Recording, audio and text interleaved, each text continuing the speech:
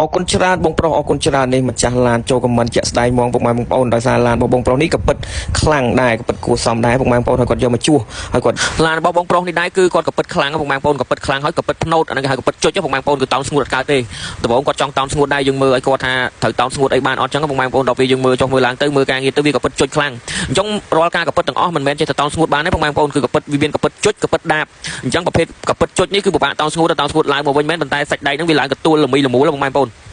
ហើយវាយាសាច់ដែកភាគច្រើនគឺយាសាច់ដែកផ្លាក់ភ្លុកពុកម៉ែបងប្អូនធ្លាប់ជាងគាត់ដឹងហើយជាងគាត់ដឹ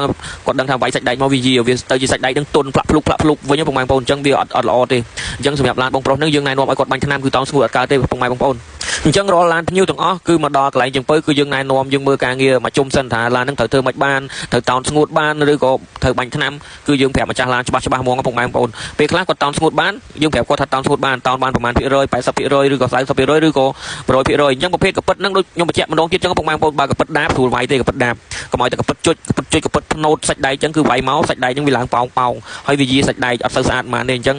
គាត់ចង់តោនស្ងួតមែនប៉ុន្តែយើងបញ្យល់ប្រាប់គាត់ទៅថាបើបងតោនស្ងួតវាបានតែ 50% ឬក៏ 60% អីទេគឺអត់បានស្អាត 100% ទេអញ្ចឹងគាត់យល់ថងចំណុចហ្នឹងហើយក៏គាត់ឲ្យតោនបាញ់ថ្នាំ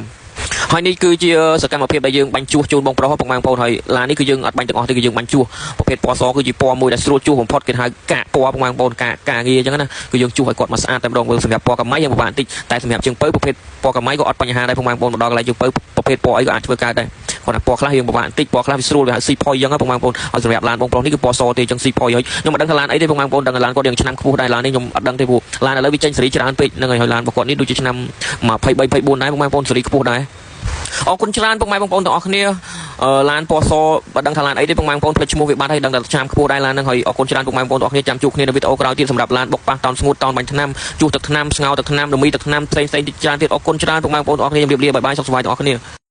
14នោះពុកម៉ែបងប្អូនអើយមើលពណ៌យើងណាបាញ់តាពាកមួយបាទបាញ់តាពាកមួយ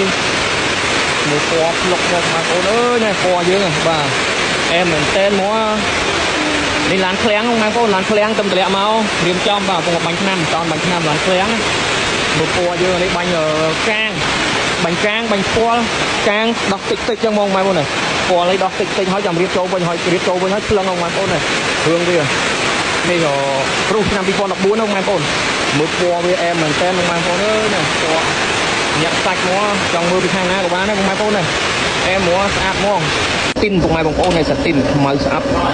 ខ្ញុំមកឆឹកមកសាទីនណាពណ៌សាទីនហ្នឹងគេហៅសាទីនពីមុនគេហៅខ្មៅស្អាប់មកឥឡូវគេហៅសាទីនបាទឡងមកឆឹងមកខ្មៅអត់រលងទេនេះខ្មៅហើយមកឆឹងអត់ណាស់ហើយពណ៌សាទីនបាញ់ពណ៌រ៉ាប់ទ័រមកជុំបងប្អូនពងឡើងពណ៌សាទីនយើងនេះសាទីនបាទខ្មៅសាទីនអែមកបងប្អូនស្ងួតរើងមកបាញ់ទឹកក៏អត់របកដែរនេះមើលអត់មានជាតិភ្លឺឯខ្មៅស្អាប់តែមកសាច់ឆឹង